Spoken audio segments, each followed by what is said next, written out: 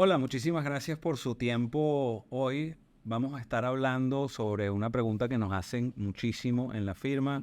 Estoy yo acá, Diego Bustillos, y mi socia. Adriana Bello. Y bueno, hoy vamos a conversar sobre la pregunta del momento que es... Inmigración Ajá, y las elecciones. eso mismo es. ¿Cómo van a impactar las elecciones, los procesos y políticas migratorias? Y quizás yo creo que la primera pregunta es, por supuesto, para Adriana. ¿Cómo crees, cuando alguien llega a la oficina y dice, ¿qué crees tú que vaya a pasar si cambia el presidente? ¿Qué respondes tú? Nuestra respuesta típica es tiempos. Lo que ha pasado a lo largo de toda la historia cuando cambiamos. Nosotros venimos trabajando en inmigración desde Obama, pasamos por Trump, Biden y lo que venga. Y siempre será así. Y los tiempos es una de las cosas que más se ven afectadas por cualquier cambio de gobierno. Bien sea que a veces una parte de los procesos se mueven más rápido y otras más lento. Ahorita tenemos un retroceso en una parte, pero otra parte de los procesos se mueve más rápido, ¿no? Y esperemos que se mantenga. Esperemos que algunos procesos se sigan moviendo un poquito más rápido. Y efectivamente, cuando nos preguntan qué puede pasar, yo también respondo, bueno, ¿qué puedes esperar si gana Harris? Puedes esperar más demoras. Si gana Trump, ¿qué puedes esperar? Más demoras. Por razones enteramente diferentes. Porque con Harris quizás lo que vimos, sobre todo en las categorías basadas en empleo, es que hubo un auge en la cantidad de gente solicitando visas, quizás porque pensaban, bueno, ahorita hay más chance y esto. Y con Trump, bueno, vimos demoras porque menos recursos al servicio de inmigración, muchos de los recursos que eran del servicio de inmigración los pasaron a CBP y ICE.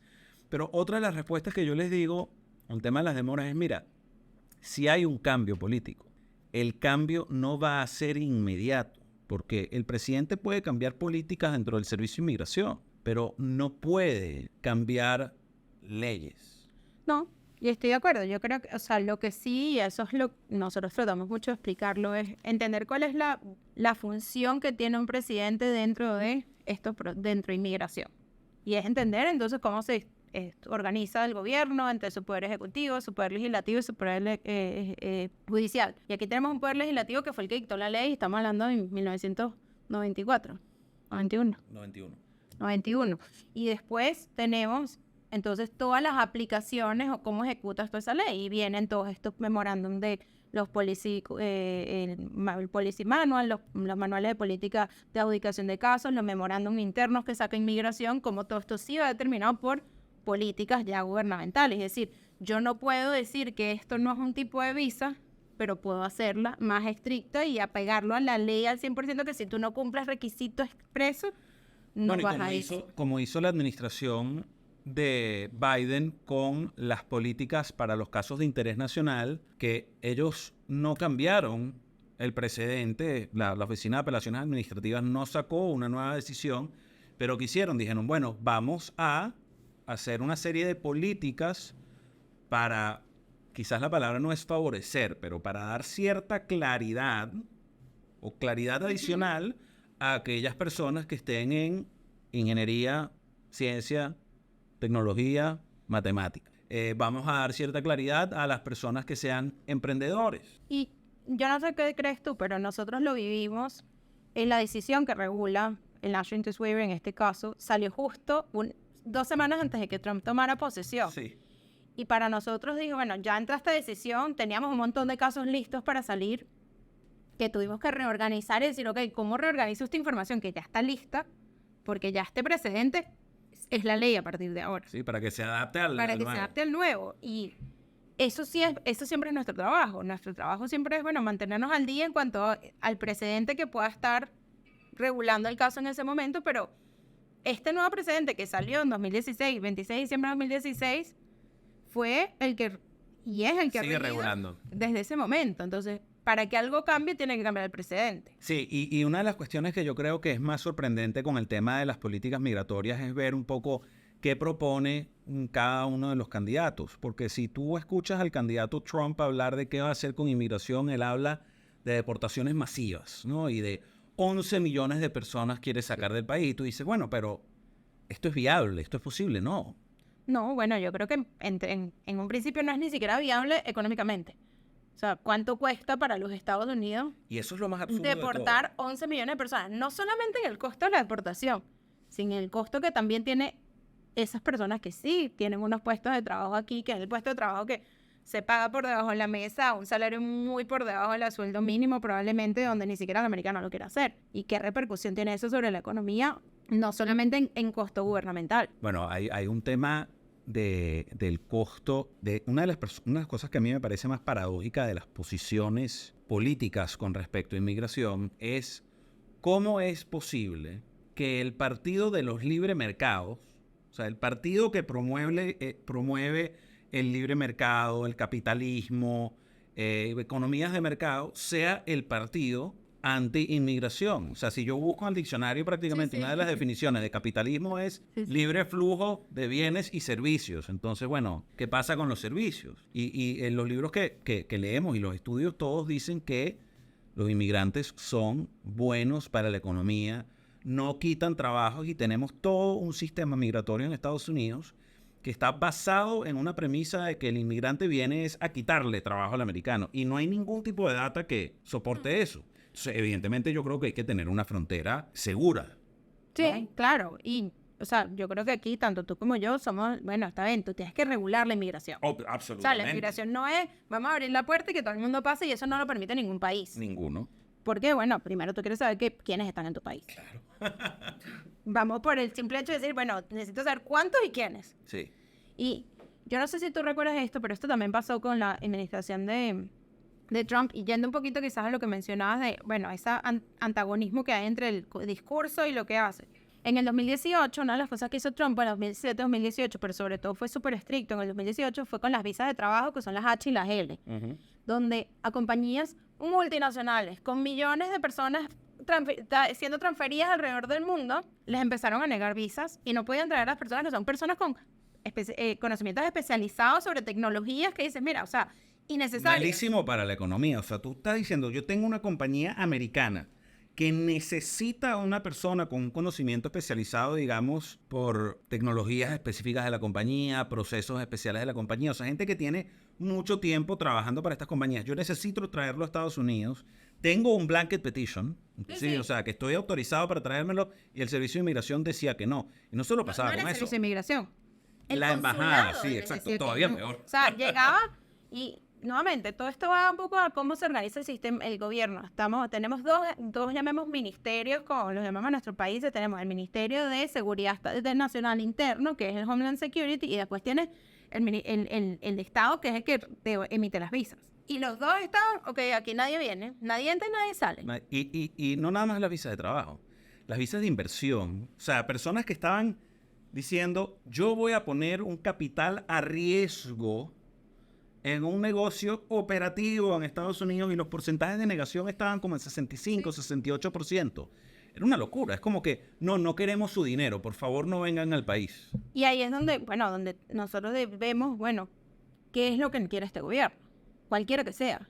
¿Este gobierno quiere el capitalismo o no? ¿Este gobierno quiere esto o no? En el caso del republicano, estamos hablando de un gobierno que era republicano, que era el de Trump, y después tenemos este gobierno actual, un gobierno demócrata, donde se ha flexibilizado algunas cosas, como el parole in place para las familias, el parole humanitario también a partir de todas las crisis humanitarias. Claro, se han tratado de hacer una cantidad de normas como para que la gente no cruce la frontera, pero pueda...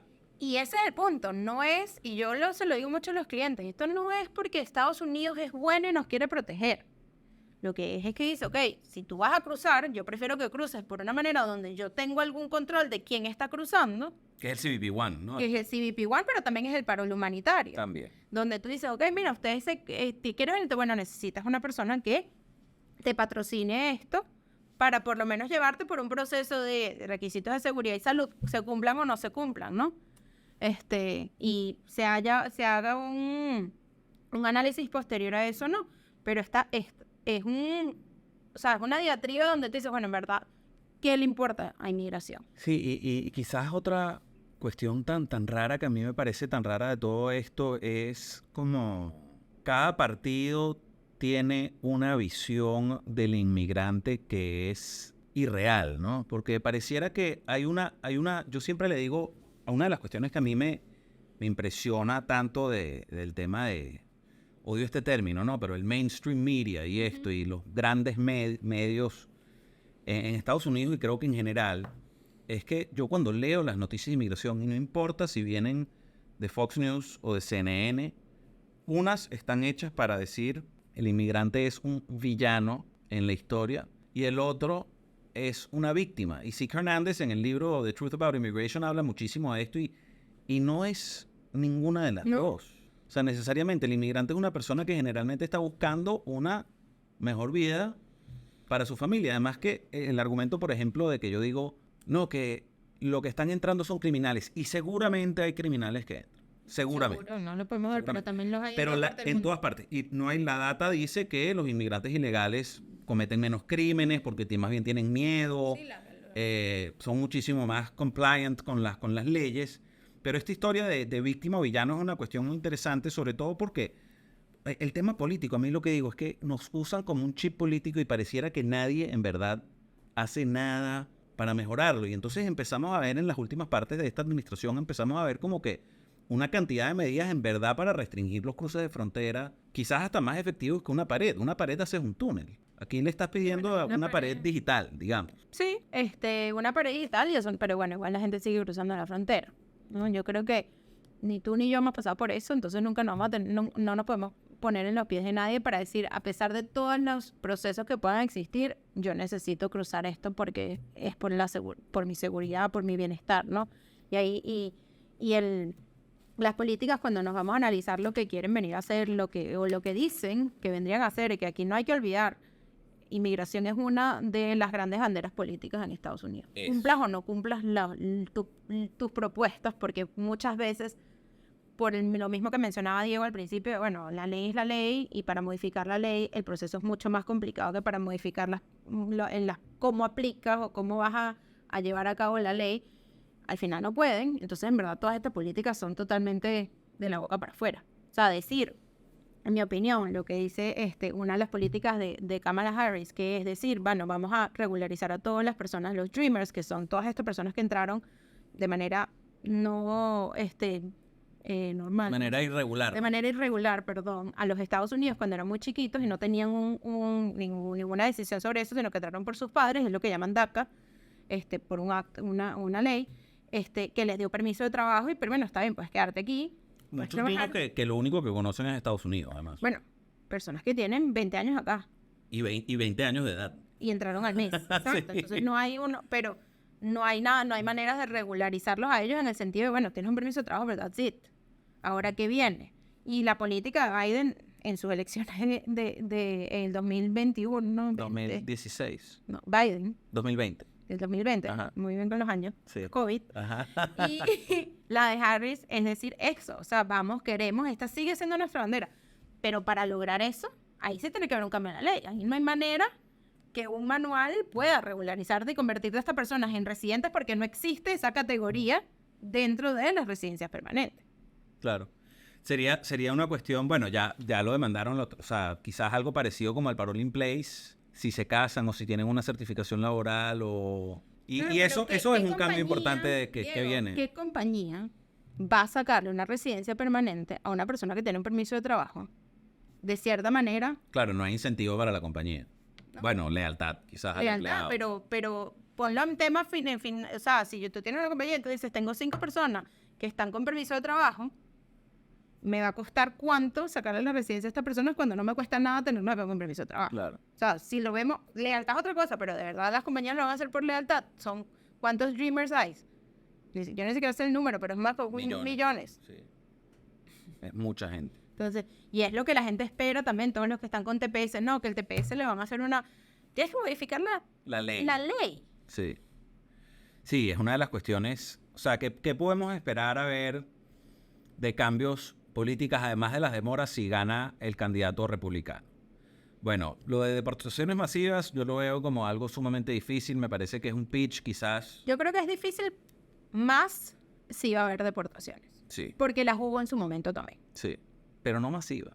No, pero sí hubo deportaciones donde llegabais a las compañías y se llevaban los papás y los niñitos no hubo que los busquen en el colegio. Pero Bueno, eso pasó. No te eso estoy pasó. diciendo cuántos. Y no nada más eso, sino que entonces empezaron a colaborar las agencias, el tema de Sanctuary Cities, que le quitaban a las ciudades que no reportaran a los inmigrantes sin papeles, les quitaban el funding federal y estas cuestiones y hubo una cantidad de demandas. Yo creo que ahí es una de las cosas que ellos dicen, bueno, van a empezar a utilizar parte del funding que se le da incluso a la Guardia Nacional para hacer esto. Y eso está dentro de las cosas que han conversado y lo que Claro. dice Vance en su discurso. Quizás una de las cuestiones como más locas, además que yo he escuchado algunos candidatos decir, es el tema de terminar la ciudadanía por nacimiento. Bueno, eso lo dijo Trump. Pero Vance, no lo dijo Trump. eso hay que cambiar la Constitución.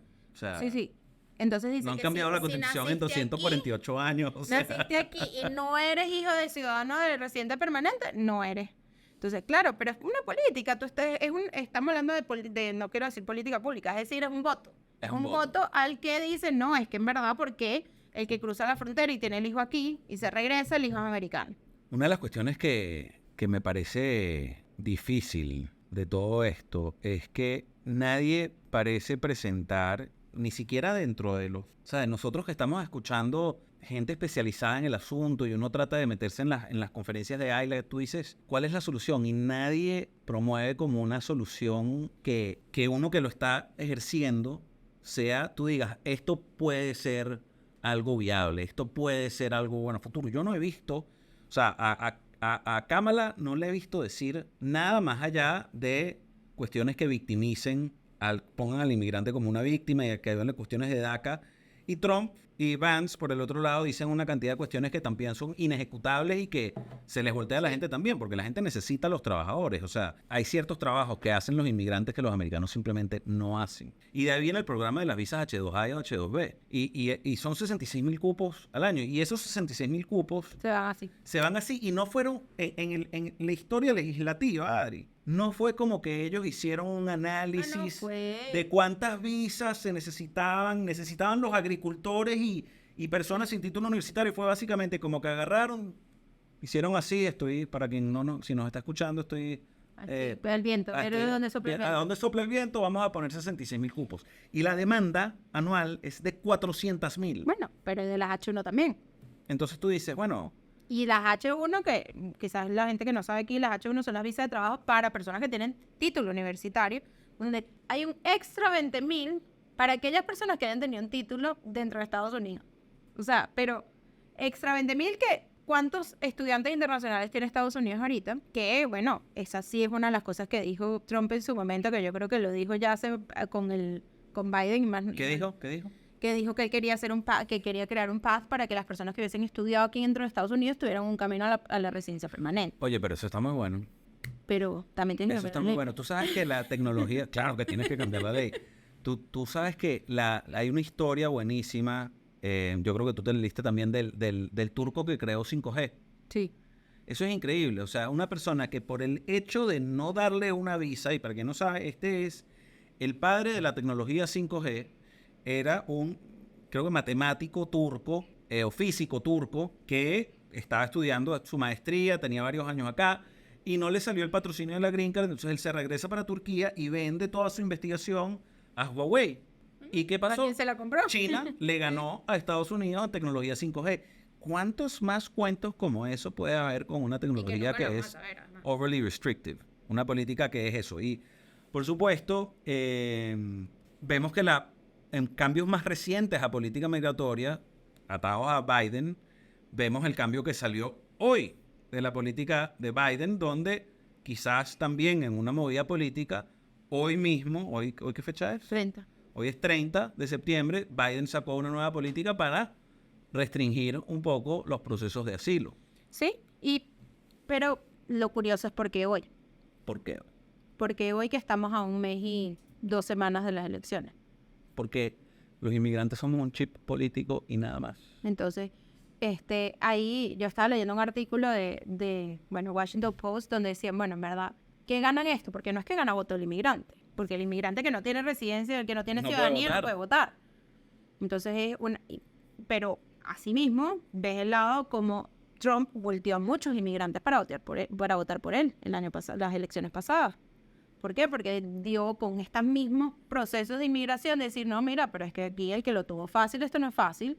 Claro, y eso es interesantísimo porque, fíjate, yo siempre he tenido una idea, ¿no? De que, sí, mira, es verdad, yo digo, bueno, la gente, o sea, nadie camina desde Venezuela hasta Estados Unidos por gusto. No. No, tienes que estar verdaderamente... Nadie se monta en una balsa por gusto. Ni tampoco. nadie se monta en una balsa por gusto. Y yo creo que es poca la gente, en mi opinión, que nace como creciendo irse de su país. ¿No? Generalmente, diría yo. No lo sé, es una generalización. Pero bueno, anyways. No sé, no hemos nacido, nacimos en un país que cuando nacimos estaba bien, pues. Exacto, relativamente. Sí. Y es verdad, nadie cruza por gusto. Entonces yo decía, bueno, pero no podemos darle papeles a todo el mundo porque las normas están ahí por algo. Y si entonces hoy en día agarras a esos 11 millones que quiere Trump deportar y dices, tienen todos una green card, tú dices, bueno, esto más bien fomenta a que la gente venga. Y por el otro lado, la historia de los miserables del cura que perdona a esta persona y el policía que tiene una visión absolutista de la norma y dice, yo no voy a perdonar a esta persona porque en algún momento rompió la ley, no importa que hoy en día sea un individuo renombrado y todo esto. Entonces, la cuestión es, y lo más difícil, y yo creo que por eso es que siempre esto va a ser un asunto del tercer riel. Sabes que cuando los gringos dicen que el tercer riel no lo tocas porque te electrocutas en el tren. Bueno, inmigración es un third rail issue. Entonces no lo tocan y hablan muy por encimita de todo esto. Y es cómo tú puedes crear un balance entre una persona que de repente sí entró de manera irregular, de repente era un niño cuando entró, y hoy en día tiene un negocio que emplea a 65 personas, produce $5 millones al año, es un individuo renombrado en la sociedad, en su comunidad, ayuda a gente y tú dices, esta persona no tiene. Y no tiene un camino. No tiene un camino, es que eso es lo que es, que no hay un camino. Al mismo tiempo, tienes a el ingeniero que vive en México o en Venezuela o en Argentina o en Uruguay o en Afganistán, que tiene una patente y que el funcionario de inmigración le dice que no le dio la gana, sí, de aprobar. Pero al que cruza la frontera le den permiso de trabajo. Porque además dura 9 años mientras le deciden un asilo. No importa que el 94% de los asilos lo nieguen. Tuvo 9 años para trabajar acá y potencialmente casarse con un americano. Más de 9 años. O sea, esa es la cuestión que bueno, yo creo que si VP1 quizás fue una buena opción de repente ponerlo como, nosotros no hacemos asilo, entonces no lo manejo así demasiado, pero el hecho de poder decir, mira, no te voy a dejar cruzar si no me llenaste CBP1 primero. Bueno, por lo menos pasa por un punto de entrada. Puerto de entrada. O sea, pero es un tema. Nosotros, lamentablemente, nos llegan muchos casos donde, bueno, simplemente por haber cruzado la frontera de manera irregular, se cae todo. No tenemos nada que hacer. Sí. Y eso fue una de las cuestiones que, por ejemplo, seguramente si gana el Partido Republicano también lo van a eliminar, que es el Power in Place, que ahorita está suspendido. Están aplicando están aceptando las solicitudes, pero no las están adjudicando. Y este es un programa donde aquellas personas que hayan entrado y estén en Estados Unidos de manera irregular, si están casados con un ciudadano americano antes de cierta fecha, podían solicitar una green card sin salir del país. Y tú dirás, bueno, si no tienen nada que temer, ¿cuál es el problema que vayan afuera a pedir un permiso? Y la cuestión es que las embajadas son como el hoyo negro, ¿no? Entonces algunas personas de repente tú les dices, mira, tienes que salir y puede ser que en una semana te aprueben tu solicitud de entras. Pueden pasar meses. O pueden pasar meses, puede pasar un año sin ver tus hijos. Sí. Y eso es muy difícil. Entonces, yo creo que hay ciertas cosas que han hecho. Por ejemplo, la decisión de junio de 2022 del TPS. En junio del 2022, una decisión también de la Corte de Inmigración que permitió por primera vez a las personas que entraron de manera irregular una primera vez y aplicaron un TPS, si fueron después admitidos con el permiso de viaje del TPS, hacer ajustes de estatus y proceso consular, ajustes de estatus. Eso antes no existía, es decir, la gente que estaba con TPS estaba más o menos en la misma condición de un DACA que tenía que regresar a su país a ver si le daban entonces, después de un proceso ahí, aún si hubiese casado con un ciudadano americano, hacer su proceso en el consulado y recibir su visa de residente. Pero pasaban meses y meses y meses y no los obtenían o incluso los negaban, porque decían, no, tú entraste de manera irregular, entonces pasaste tiempo, violaste tu estatus, lo que fuera. Con esta decisión, yo siento que esa fue una de las primeras maneras en las que un gobierno, sin necesidad de ser cambiar la ley, sino que el mismo Poder Judicial, bueno, no es Poder Judicial en este caso, Claro, porque es la Corte de Inmigración que es el Ejecutivo. el mismo Poder Ejecutivo dice, bueno, esta vez no hay un camino, pero si tú en algún momento yo hice esto, tú lo vas a poder hacer. Y yo, ese caso específico, yo creo que esa es una de las cosas, de verdad, que creo que si ganara Trump va a cambiar. Porque esto es una decisión Sí, que puede ser revocada en cualquier en momento. cualquier momento. Entonces, eso puede tener repercusiones. ¿Qué pasa? Esa decisión, si lo vemos a grandes rasgos, todas estas personas que tienen TPS, por ejemplo, El Salvador, con más de 20 y pico años con TPS, si estas personas se hubiesen casado con un ciudadano americano o incluso con un residente permanente o una compañía les hubiese sacado la residencia, no pueden hacer la segunda parte, pueden ahora presentar su ajuste de estatus Y sacar su y sacar su green card sin necesidad de decir, mira, no vale ni siquiera la pena porque yo tengo que regresar a mi país y esperar cuánto tiempo a que me salga esto, a ver si el consulado me lo aprueba. ¿Qué va a pasar? ¿Qué va a pasar? Bueno, pase lo que pase, yo creo que vienen cambios y lo único que es garantizado, creo yo, es que gane quien gane, podemos esperar, ¿qué cosa? Retrasos. Retrasos y demoras en el servicio de inmigración. Y bueno, ahorita yo tengo varios clientes que me han dicho, ay, yo para aplicar a la ciudadanía, le digo, el mejor momento que puedes aplicar a la ciudadanía era hace un mes, porque en un mes estaban saliendo la ciudadanía. Probablemente todavía estén saliendo en un mes, pero las elecciones ya son un mes y 7 días o 10 días, y ya no pase, o sea, a la fecha que estamos grabando esto. Pero siempre va a haber, dentro de las cosas políticas, bueno, va a haber incentivos. Incentivos como cuando es época electoral aplicar la ciudadanía. Sacar ciudadanías. Yo sí creo que para este gobierno fue una prioridad la ciudadanía en general, porque a nosotros dos la ciudadanía nos salió suficientemente rápido y fue hace 1 año, 2 años que la sacamos.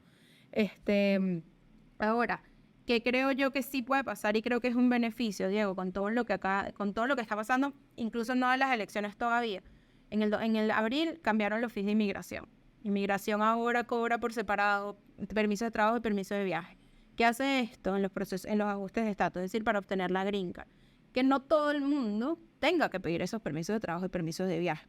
Con lo cual, yo esperaría ver que esas cosas pasen más, que esos permisos de trabajo y permisos de viaje de otros tipos de procesos, como pueden ser incluso el TPS, vayan a empezar a ser decididos mucho más rápidos. ¿Por qué? Porque ya no tienes, o vamos a dejar de tener ese backlog inmenso de, bueno, estoy presentando mi ajuste de estatus, voy a pedirle hasta el permiso de trabajo a mi niña de 6 meses que entró conmigo, claro, porque está incluido dentro de los honorarios, dentro de los fees que me... Sí, bueno, muchísimo más eficiente, efectivamente, y además porque históricamente la gente cuando pedía el ajuste y pedía el permiso de viaje nunca lo usaban porque les daba miedo. Lo pedían porque estaba todo incluido dentro del mismo paquete. Pero eso sí, además de eso, espero y aspiro, como para culminar, que una de las cuestiones que pueda pasar es que entiendo que el Servicio de Inmigración estuvo contratando mucho en últimos meses y eso lo estamos viendo desde un punto de vista positivo, que algunas cosas se están moviendo más rápido, pero también estamos viendo que llegan solicitudes de pruebas adicionales sin pies ni cabeza y sin ningún tipo de fundamento en la ley. Entonces yo lo que espero es que, bueno, si potencialmente no hay un cambio de gobierno, estas personas que están entrenando las puedan seguir entrenando para que sean un poco más competentes. Sí, sí. Es un... Sí, no sé. Yo siento mucho de esto es pan para hoy, hambre para mañana. Sí. Pero bueno, de resto, bueno, aquí nuestra opinión de cuáles son los cambios que pueden pasar en materia migratoria con las elecciones. Y cómo un gobierno, cambio o no de gobierno, puede afectar en los procesos de inmigración. La verdad, la conclusión es que poco, en nuestra opinión, por lo menos poco en los procesos que nosotros manejamos, y que el efecto más grande que puede tener es en tiempos. En tiempos de procesamiento, sin duda. Y bueno, si hay un cambio de gobierno, más de lo que vimos de 2016 a 2020 en materia de L1 y ES, restricciones, etcétera. Pero nada en las categorías basadas en empleo, sobre todo, no espero demasiados cambios. En las peticiones familiares. Y en las peticiones familiares tampoco. Entonces, bueno, muchísimas gracias por su tiempo. Acuerden suscribirse y seguir el podcast en redes sociales. Yo soy Diego Bustillos. Y yo soy Adriana Bello. Y muchísimas gracias por escuchar.